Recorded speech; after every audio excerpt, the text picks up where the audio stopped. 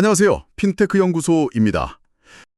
매일 아침 쏟아지는 경제 뉴스들을 보면 좀 어떠신가요? 금리가 동결됐다, 아니면 거시지표가 하락했다, 이런 얘기들이 대부분이죠. 맞아요. 온통 좀 차갑고 거대한 숫자들 뿐입니다. 사실 이런 정보의 홍수 속에서 우리는 종종 길을 잃곤 하잖아요. 그렇죠. 정작 내 삶과 직결되는 진짜 경제 이야기는 그 거대한 숫자들 뒤에 가려져 있으니까요. 네, 그래서 오늘 학습자님의 책상 위로 배달된 이 심층 분석은 바로 그 가려진 이야기들을 꺼내보는 시간입니다. 거창한 글로벌 경제가 아니라 우리가 매일 걷는 동네 골목, 자주 가는 빵집, 그리고 단골 세탁소 사장님들의 치열한 생존 스토리라고 할 수 있죠. 오늘 우리가 함께 들여다볼 자료는 2026년 2월 15일 그 핀테크 연구소에서 막 발표한 공식 분석 보고서입니다. 주제가 2020년 서울 강동구 경제정책 SAA 분석이죠. 네, 맞습니다. 이게 보고서 분량도 꽤 반대하고요. 각종 시각 자료에 전문가 대담까지 얽혀 있어서 혼자 소화하기엔 조금 벅찰 수 있는 텍스트예요. 그래서 이 데이터들이 품고 있는 진짜 의미, 그 핵심적인 통찰들을 저희가 하나하나 해체해서 맥락을 짚어드리려고 합니다. 네, 좋습니다.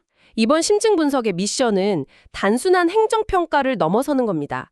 거시적인 경제 위기 속에서 지자체가 어떻게 예산을 방어하고 지역 상권을 살려냈는지 그 긍정적인 회복력을 데이터로 증명하는 과정을 학습자님과 함께 탐구해 보겠습니다. 아주 기대되는 미션이네요. 우선 보고서를 펼치면 가장 먼저 눈에 띄는 숫자가 하나 있습니다. 바로 강동구 경제정책의 종합평가 점수인데요. 72점입니다. 72점. 아마 이 숫자를 딱 들으시면 학교 시험 기준으로 치면 한 C잡점 정도, 그저 그런 거 아니야? 라고 생각하실 수 있어요. 솔직히 약간 평범해 보이긴 하거든요. 하지만 이 숫자가 사회 인정지수, 즉 SAI라는 점을 기억하셔야 합니다. 공공정책을 평가하는 이 지표에서 70점대를 넘었다는 건 완전히 다른 차원의 이야기거든요. 기준 자체가 다르군요. 네. 보고서에서도 이 단계를 양호한 인정이라고 아주 확고하게 명시하고 있습니다. 지자체와 국민 사이에 안정적인 신뢰 구축이 완료되었음을 의미하는 아주 긍정적인 신호죠. 사실 공공기관 정책에 대한 시민들의 평가가 원래 좀 박한 편이잖아요. 세금이 쓰이는 일이니까요. 맞습니다. 엄격하죠. 그렇다면 이 72점이라는 건 단순히 나쁘지 않다를 넘어서 엄청난 의미가 있는 거네요. 그렇죠. SAI는 단순히 이 정책 좋아요 라고 묻는 인기 투표가 아니거든요. 네. 정책 실행, 언론 보도, SNS 반응, 그리고 사회적 성과, 이렇게 네 가지 기둥을 종합적으로 분석하는 상당히 입체적인 지표예요. 네 가지 기둥이요. 그중에서도 저는 특히 눈에 띄는 게 하나 있었어요. 어떤 부분이죠? 자, 이 부분을 한번 파헤쳐 볼까요? 점수를 구성하는 지표 중에 정책 실행 부문이요. 배점이 35점 만점인데 여기서 26점을 가져갔어요. 이걸 100점 만점으로 다시 환산해 보면 무려 74점을 기록한 거거든요. 아주 예리하게 보셨네요. 실행의 규모와 속도 측면을 평가한 항목이죠. 네. 보통 행정 절차하면 굉장히 느리다는 편견이 있지 않습니까? 바로 그 편견을 깼기 때문에 높은 점수가 나온 겁니다. 우리가 아무리 완벽하게 설계된 구명조끼를 가지고 있어도 배가 이미 가라앉은 뒤에 던져주면 아무 소용이 없죠. 그렇죠. 공공정책의 가장 큰 적은 화려한 계획이 아니라 지연이거든요.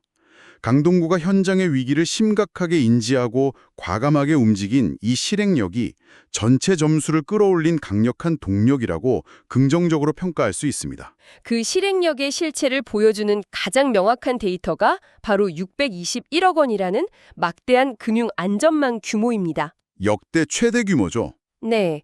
특별신용보증에 591억 원, 중소기업 육성기금에 30억 원, 게다가 4개 시중은행과의 협력을 이끌어냈어요. 골목상권을 방어하겠다고 600억 원이 넘는 돈을 푼다는 게 정말 대단한데요. 관 주도 예산만 쓴 게 아니라 민간 금융권 인프라를 지렛대 삼은 게 신의 한 수였죠. 그런데 저는 규모보다도 그 안에 숨겨진 파격적인 디테일들이 훨씬 인상적이었습니다. 학습자님들도 여기서 아마 아하 하실 텐데요. 어떤 조건들이었죠? 일단 담보 없는 대출 지원이 가능하고요. 금리가 무려 연 1.5%에서 2.5% 수준의 초저금리입니다. 게다가 분할 상환을 연 4회로 확대했어요. 숨통을 틔워주는 조건들이네요. 그런데 여기서 정말 흥미로운 점은 대출을 갚는 조건에 숨어 있습니다. 바로 중도상환 수수료 전면 면제입니다. 와, 중도상환 수수료 면제요? 돈을 빌려본 분들은 아실 겁니다. 대출 갚는 것도 은근히 스트레스잖아요. 장사가 잘 돼서 빚을 빨리 털고 싶은데 수수료 내라고 하면 진짜 억울하거든요. 소스에 등장하는 빵집 사장님 사례를 보면 그 심리가 아주 잘 나타납니다. 오불이 고장나서 급전이 필요했는데 마침 장사가 잘 돼서 빚을 일찍 갚고 싶어진 거예요. 네. 예전 같으면 수수료가 아까워서 빚 갚기를 망설였겠죠. 그런데 수수료가 전면 면제되니까 부담 없이 언제든 자금을 갚을 수 있는 심리적 자유를 얻게 된 겁니다. 그 디테일 하나가 엄청난 차이를 만들었군요. 그 결과로 2025년에 이미 872개 업체가 보증 실적을 달성했다는 통계가 그 긍정적인 효과를 증명해주고 있네요. 벼랑 끝에 몰린 상인들에게 튼튼한 동아줄을 내려준 셈입니다. 맞습니다. 자, 그럼 대출로 급한 불을 껐다면 이제 골목상권에 활력을 불어넣어야겠죠?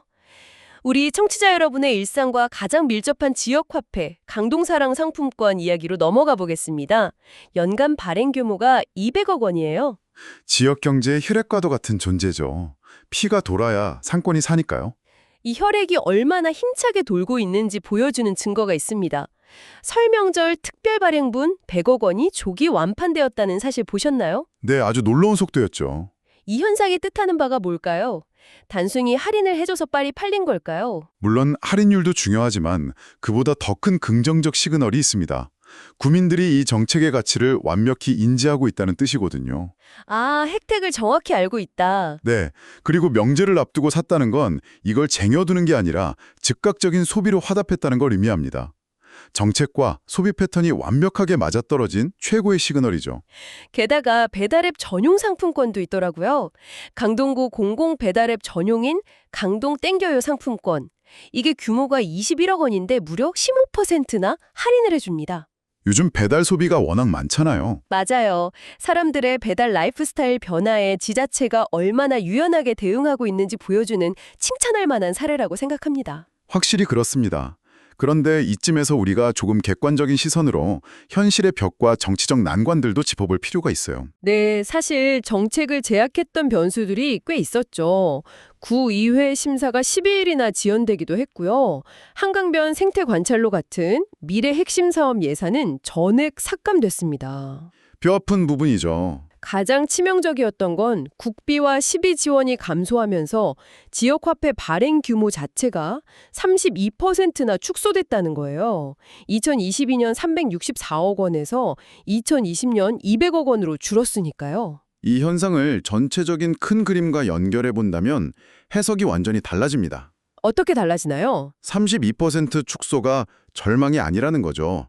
엄청난 예산 삭감 압박 속에서도 자체 재원을 쥐어짜내어 200억 원을 끝내 사수해낸 경이로운 방어력이라고 극찬해야 마땅합니다. 아, 깎인 게 아니라 200억을 사수해낸 거다? 그렇습니다. 정치적 난관 또한 실패가 아닙니다. 한정된 자원을 두고 벌이는 민주주의의 건강한 조율 과정, 즉 성장통으로 해석해야 하죠. 관점의 전환이네요. 이 놀라운 방어력과 회복 탄력성은 SAI 지수 흐름표에 V자 반등으로 극적으로 나타나 있습니다. 지표 흐름이 아주 다이내믹했죠. 2024년 12월 68점에서 시작해서 예산 지연 때문에 2026년 1월에 소폭 하락했잖아요. 그런데 2월에 예산이 확정되고 명절 지원이 실행되면서 72점으로 수직 상승했어요. 완벽한 V자 반등의 드라마입니다. 불안해하는 국민들의 여론조차 흥미로워요. 혜택이 줄어들까 봐 걱정하는 목소리들이었죠. 네, 그건 불만이 아니라 정책이 너무 좋아서 잃을까 봐 걱정하는 역설적인 지지 선언임을 짚어주고 싶네요. 그래서 이 모든 데이터가 결국 우리에게 무엇을 말해주고 있는 걸까요? 지자체가 위기를 기회로 바꾸는 저력이 있다는 거죠. 그렇다면 미래도 한번 기대해 볼 만하겠네요. 보고서를 비관적이거나 현실적인 시나리오는 가볍게 넘기고요. 75점에서 78점을 목표로 하는 낙관적 시나리오에 포커스를 맞춰보겠습니다. 아주 좋은 접근입니다. 이 낙관적 시나리오가 현실이 되려면 청취자 여러분이 앞으로 정책 뉴스를 보실 때 주목해야 할 5대 관전 포인트가 있습니다. 일종의 오각형 레이더망이죠. 오, 5대 관전 포인트. 첫 번째는 뭔가요? 첫째는 집행률입니다. 상반기에 계획한 금융 지원 목표가 현장에서 실제로 달성되고 있는지 확인해야 합니다. 서류상 목표로 끝나면 안 되니까요. 네, 두 번째는요? 둘째는 체감도입니다. 6월에 있을 소상공인 만족도 조사의 실제 피드백을 봐야 합니다. 책상의 데이터가 아니라 현장의 목소리가 중요하죠. 확실히 체감이 중요하죠. 세 번째 포인트는 무엇입니까? 셋째는 추경입니다. 앞서 삭감됐다고 말씀드린 미래 핵심 사업 예산, 그 인프라 예산들을 하반기에 어떻게 재확보하는지 그 과정을 지켜보셔야 합니다. 네 번째는 객관적인 지표겠네요. 정확합니다. 넷째는 지표입니다. 폐업률 감소 같은 객관적 경제 지표의 개선이 뒷받침되어야 합니다. 심리적 지표를 넘어서는 하드 데이터가 필요하다는 거군요. 마지막 다섯 번째는요. 가장 핵심적인 열쇠인 협치입니다. 구청과 구의회 간의 협력 관계가 어떻게 복원되는지가 이 모든 것을 가능하게 하는 엔진이 될 겁니다. 집행률, 체감도, 추경, 지표, 협치 이 5개의 레이더망을 꼭 기억해야겠습니다. 자, 오늘 심층 분석을 마무리할 시간인데요. 보고서 마지막에 핀테크 연구소의 종합평가 요약이 있습니다. 네, 어떤 문장이었죠? 실질적 민생 지원 의지는 명확하나 정치적 갈등과 재정 한계가 효과를 제약하고 있음. 문장만 보면 약간 한계를 지적하는 것 같거든요. 연구소 특유의 건조한 문체죠. 하지만 저는 이걸 제약에 대한 지적이 아니라 척박한 환경을 이겨낸 진정성에 대한 찬사로 갈무리하고 싶습니다. 모래바람 속에서도 불씨를 지켜낸 진정성이요? 네, 바로 그겁니다. 그렇게 들으니 리포트의 슬로건이 더 와닿네요. 보고서 번호 SAI-GD 2016-2013-001 더불어 행복한 강동 데이터로 증명하다. 멋진 문장이네요. 오늘 다룬 숫자들은 건조한 통계가 아니라 지역 상권을 지키는 치열하고 따뜻한 심장 박동이었습니다. 자, 그럼 여기서 학습자님을 위한 도발적인 생각거리 하나를 던져보며 오늘 시간을 마무리하겠습니다. 좋죠. 오늘 소스들은 지자체가 어떻게 예산을 투입해 구민을 도왔는지 관주도의 방식에 집중했습니다. 그렇다면 한 걸음 더 나아가서 지원을 받은 소상공인들이 자신들의 실시간 재고나 자체 할인 데이터를 이 지역화폐 앱에 역으로 공유한다면 어떨까요? 오, 상인들이 스스로 데이터로 공급하는 거군요. 네, 세금 투입 없이도 스스로 돌아가는 자생적 데이터 마이크로 경제망을 구축하는 거죠. 만약 학습자님이 이 정책의 다음 버전을 디자인한다면 관 주도의 예산을 넘어 커뮤니티의 데이터를 활용해 어떻게 상권을 진화시키겠습니까? 정말 깊게 고민해 볼 만한 훌륭한 질문이네요. 이 흥미로운 질문을 여러분의 일상에 남겨두면서 인사드리겠습니다. 학습자님의 훌륭한 탐구 여정에 동행할 수 있어 정말 즐거웠습니다. 감사합니다. 늘 응원하겠습니다. 핀테크 연구소가 전해드렸습니다. 감사합니다.